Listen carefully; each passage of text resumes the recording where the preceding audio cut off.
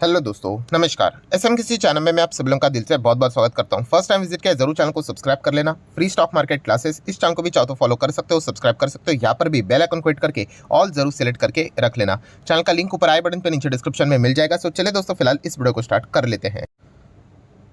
ठीक है दोस्तों, अभी हम लोग आ चुके हैं बिल्कुल हमारे नॉर्मल स्क्रीन के ऊपर। एंड दोस्तों, आज के दिन की अगर हम लोग बात करें तो एक स्टॉक के ऊपर हर किसी का फोकस था एंड वो स्टॉक हर किसी को पता है, केपीआईटी टेक्नोलॉजीज। यस दोस्तों, केपीआईटी टेक की अगर हम लोग बात करें तो एक ऐसा स्टॉक जो कि आज के दिन लगभग 12% हम लोग को क्रैश होते हुए देखने को यहाँ पे मिला है।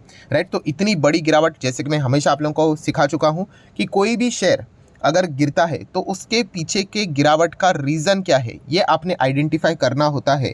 क्या इंटरनल रीज़न है या फिर एक्सटर्नल रीज़न है, क्या नॉर्मल रीज़न है या फिर कोई एक्सट्रीम रीज़न है। तो इन्हीं चीज़ों के चलते हम लोगों ने आगे डिसीजन लेना होता है। क्या हम लोगों ने कंटिन्यू करना चाहिए as a long term investment या फिर एग्जिट ले लेना चाहिए। ठीक है दोस्तों, केपीआईटी टेक की बात करें, एक ऐसा स्टॉक था जो कि डेली बेसिस के ऊपर नए नए हाई यहाँ पे लगाते जाता था। आप सभी लोगों को पता है 52 वीक हाई ही ब्रेक करते करते ऑल टाइम हाई भी ब्रेक करता था। आज के दिन 12% हम यहाँ पे हम लोग को स्ट्रेट अवे गिरावट देखने को यहाँ पे मिल रहा है। आप चार्ट पैटर्न भी देख सकते हो, जैसे शुरुआत हो गई लोअर लो लोअर लो लोअर लो लगातार हम लोग को कट होते हुए देखने को यहाँ पे मिला है। गिरावट के पीछे का रीज़न क्या है, तो वही चीज़ों को अभी हम लोग को यहाँ पे कवर करना है। तो दोस्तों, आप सभी लोगों को कुछ चीज़ें पुरानी याद दिलाना चाहूँगा कि गोल्डमैन सैच, गोल्डमैन सैच की बात करें, उन्होंने इसके पहले एक रिपोर्ट निकाली थी कि वो केपीआईटी के ऊपर बहुत ज़्यादा बुलिश है। एंड उन्होंने टारगेट भी दिया था केपीआईटी का, कितना, 930 रुपीज़ का। किसने दिया था, ये भी गोल्डमैन सैच ने दिया था। आप यहाँ पे देख सकते हो कि केपीआईटी की अगर हम लोग यहाँ पे 52 वीक हाई की बात करें, उन्होंने टारगेट 930 दिया था। अभी का हाईएस्ट लेवल कितना था, लगभग 950 बोल लो रफली। वो टारगेट हम लोग को अचीव होते हुए देखने को यहाँ पे मिले थे। दोस्तों, उसके बाद की अगर हम लोग बात करें, एक और रिपोर्ट आते हुए देखने को मिली है। बट क्या ये रिपोर्ट गोल्डमैन सैच ने ही निकाली है कि पहले जो उन्होंने बोला था कि 930 का टारगेट अभी अचीव होना चाहिए, वो अचीव हो गया, तो अभी उन्होंने कहा कि चलो टारगेट अचीव हो गया तो अभी ये नीचे जाएगा। तो दोस्तों नहीं, ये रिपोर्ट गोल्डमैन सैच ने नहीं निकाली है। इनफैक्ट ये रिपोर्ट आई है दोस्तों जेपी मॉर्गन की ओर से। यस दोस्तों, जेपी मॉर्गन की अगर हम लोग बात करें, उन्होंने केपीआईटी के और स्टडी यहाँ पे किया है एंड अपनी रिपोर्ट मार्केट में सबके सामने यहाँ पे रख दी। एंड उसका नतीजा अभी आप देख सकते हो कि स्टॉक में 12% की गिरावट देखने को यहाँ पे मिली है। ये मैं इसलिए बोल रहा हूँ क्योंकि बहुत सारे लोग पूछते भी है, सर क्या इनके रिपोर्टों को कोई सीरियसली मानता है। नज़ारा आपके सामने है दोस्तों, आप यहाँ पे चेक कर सकते हो। जेपी मॉर्गन ने ऐसा क्या यहाँ पे बोल दिया जिसके चलते केपीआईटी टेक में ज़बरदस्त गिरावट देखने को यहाँ पे मिल गई। दोस्तों, आप यहाँ पे देख सकते हो जेपी मॉर्गन ने केपीआईटी का टारगेट मेंशन किया है।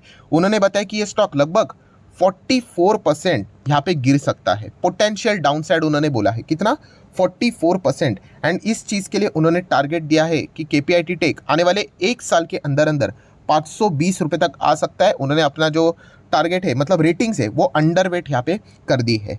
जैसे ही ये चीज़ मार्केट में सामने आ गई, जेपी मॉर्गन की रिपोर्ट सामने यहाँ पे आ गई, उसके बाद आप देख सकते हो रिएक्शन कितना हम लोग को ज़्यादा देखने को यहाँ पे मिला है। नो डाउट स्टॉक लगभग गिरना चाहिए था 7-8%, बट उसके बाद एक्स्ट्रा इसलिए गिरा क्योंकि बहुत सारे लोगों के पास ये कंपनी थी, उन्होंने बहुत अच्छा खासा प्रॉफिट कमाया होगा। हर किसी ने इस स्टॉक में पैसा लगाया, उनका पैसा तो डूब नहीं सकता, राइट, क्योंकि बिल्कुल ऑल टाइम हाई पे ही चल रहा था ना। मतलब कुछ हफ्तों पहले भी जिन्होंने खरीदा था उनको भी 5-6% के रिटर्न मिल रहे होंगे।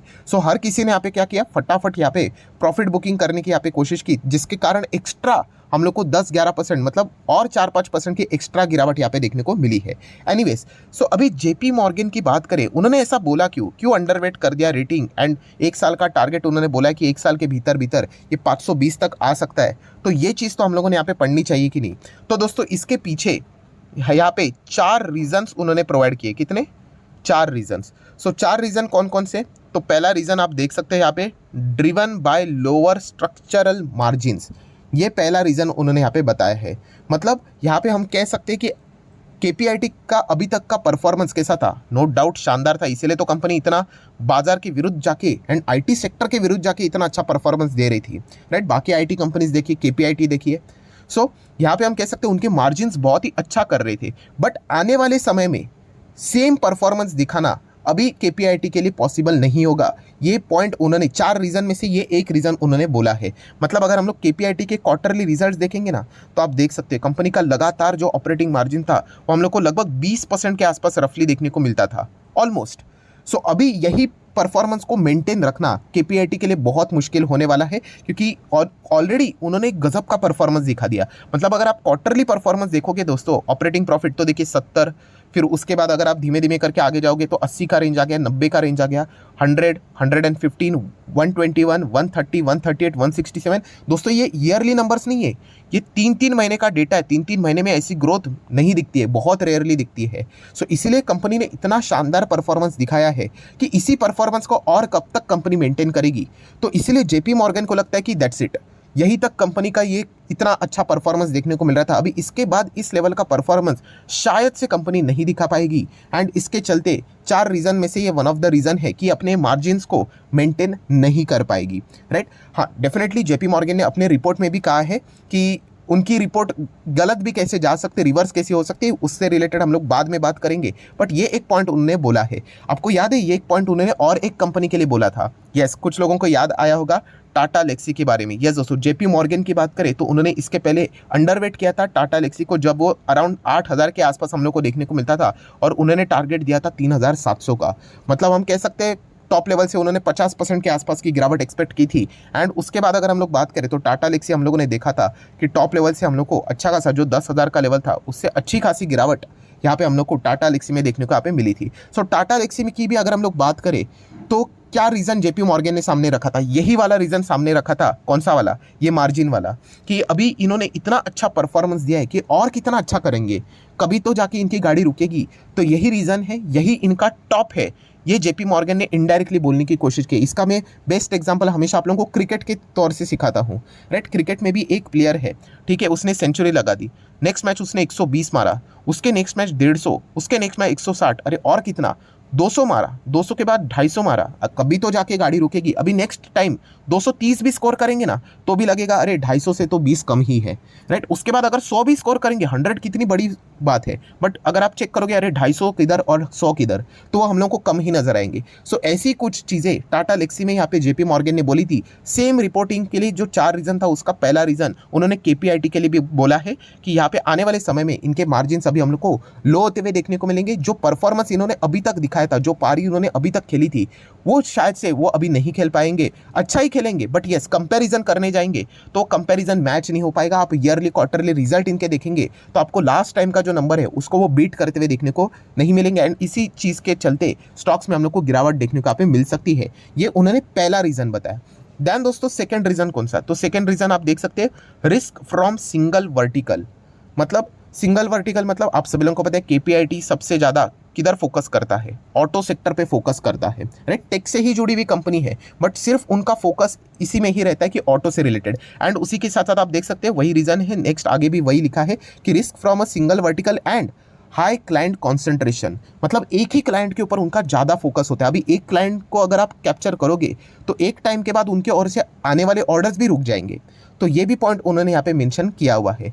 सो इसीलिए एक ही चीज़ को वो पकड़कर आगे बढ़ते, जो कि इनका पहला एडवांटेज भी बोला जाता था कि उनका कॉन्सेंट्रेशन बहुत अच्छा है कि एक ही सेक्टर के ओर वो फोकस देते हैं। ऐसा नहीं कि बैंकिंग के ऊपर भी है, इंश्योरेंस के ऊपर भी है, राइट, अलग अलग और भी सेक्टर के ऊपर है, ऐसा नहीं, सिर्फ ऑटो के ऊपर वो फोकस रख रहे हैं। बट कभी तो जाके ये डिसएडवांटेज भी बनेगा क्योंकि और एक्सपेंशन के लिए उनको स्कोप नहीं रहेगा। सो ये भी एक चीज़ हम लोग को देखने को मिल रही है। ये भी पॉइंट उन्होंने पॉइंट नंबर 2 एंड 3 रीज़न मैंने यहाँ पे कवर कर लिया। एंड आखिरी रीज़न है दोस्तों एक्सेसिव वैल्यूएशन। ऑब्वियसली इतना ज़बरदस्त परफॉर्मेंस किया है कि अभी थोड़ा ये ओवर वैल्यूड हो चुका है, ये भी उन्होंने बातें बोली है। मतलब इन सभी रीजंस को अगर आप एक साथ पूल करके देखोगे तो उनका यही कहना है कि केपीआईटी ने जो अभी का हाई लगाया है वो उनका टॉप लेवल यहाँ पे बन चुका है कई टाइम के लिए। अभी यहाँ से नीचे आएगा, एंड जो उन्होंने यहाँ पे बोला है कि नीचे मतलब कितना, तो साफ साफ उन्होंने कितना लिखा था आप चेक कर सकते हैं। ये देखिए 44% डाउनसाइड, मतलब 520 तक यहाँ पे टारगेट उन्होंने यहाँ पे दिया हुआ है। ये टारगेट मेरा नहीं है दोस्तों, ये उन्हीं ने दिया हुआ टारगेट है, जो कि टाटा लेक्सी की अगर हम लोग बात करें तो कुछ हद तक हम लोग को ऐसी चीज़ें देखने को मिली थी। शायद से अभी केपीआईटी में भी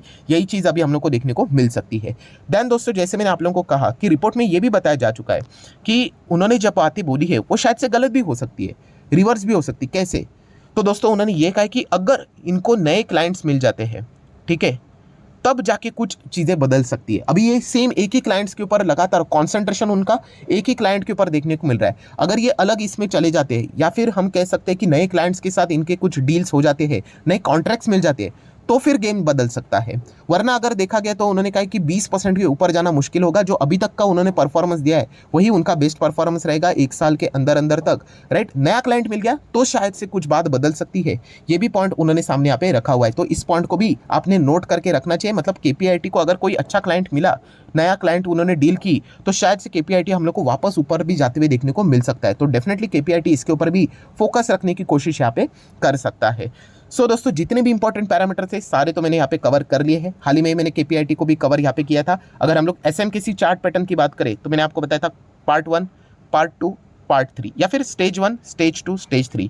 तो चलिए स्टेज 3 के लिए कोई ना कोई देखिए रीजन मिल जाता है मार्केट में, राइट। आज नहीं तो कल, नहीं तो परसों, नहीं तो नरसों, नहीं तो एक महीने के बाद, नहीं तो 2 महीने के बाद, नहीं तो 3 महीने के बाद ये स्टेज 3 में कभी ना कभी तो यहाँ पे आने वाला था। तो क्या इसका अर्थ ये हो गया कि चलो केपीआईटी भी खराब हो गया? मैंने आपको इसके पहले भी बताया था ये रीजन हमेशा चलते हैं। अभी जिन्होंने बिल्कुल टॉप पे खरीदा होगा उनके पोर्टफोलियो में तो केपीआईटी भी अभी खराब स्टॉक लगना शुरू हो गया होगा।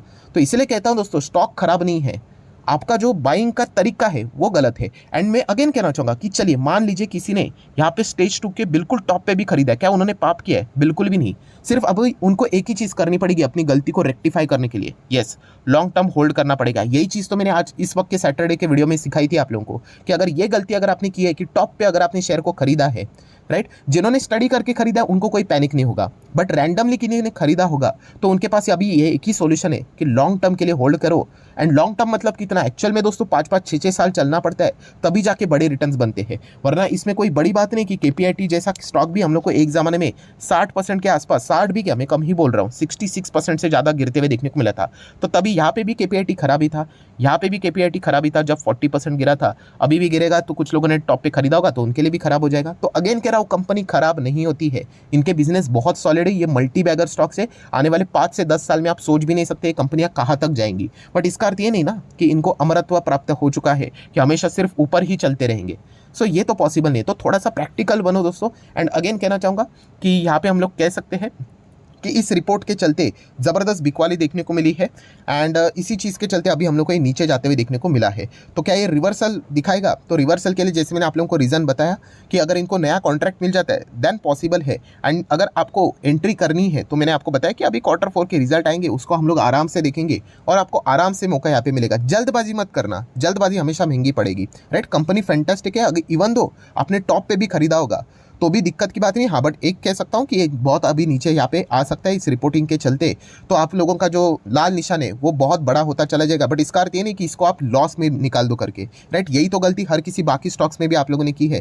तो यही चीज़ हम लोगों ने यहाँ पे सीखनी होती है एंड समझनी होती है। सो आशा करता हूँ जितने भी इंपॉर्टेंट पॉसिबिलिटी वाले रीजंस थे, जो रिपोर्टिंग थी, वो सारे मैंने यहाँ पे कवर कर लिए। तो वीडियो अच्छा लगा होगा तो आप चाहो तो इसको लाइक एंड शेयर कर सकते हो। एंड डीमैट अकाउंट अगर आपने अभी तक ओपन नहीं किया है तो लिंक नीचे डिस्क्रिप्शन में 25 वीडियो की लिस्ट आपको बिल्कुल फ्री ऑफ कॉस्ट मिल जाएगी। आपका नाम, कौन सा अकाउंट आपने लिंक के थ्रू ओपन किया, प्रॉपर्ली कमेंट सेक्शन मेंशन कर देना। तो हफ्ते भर के अंदर अंदर सारे लेक्चर्स मेरी साइड से फ्री ऑफ कॉस्ट प्रोवाइड कर दी जाएंगे ताकि आप शेयर मार्केट को आसान भाषा से सीख सको। एंड जो अभी मैंने ये चार्ट पैटर्न की बात की ना, एसएमकेसी वाला चार्ट पैटर्न, तो ये वाला वीडियो अगर आपको देखना है तो ये देखिए सैटरडे के दिन ही बनाया था ये वीडियो, जरूर देख लेना दोस्तों। इतनी सारी चीजें आपको सीखने को मिलेगी ना कि आप सोच भी नहीं सकते। तो इस वीडियो का लिंक भी मैं ऊपर आई बटन पे या फिर नीचे डिस्क्रिप्शन में दे दूंगा। अभी ये वीडियो खत्म हो चुका है, आप चाहो तो इस वीडियो को भी कवर कर लेना। So that's it, thank you very much दोस्तों। We will be meeting our next video, तब तक के लिए बाय बाय।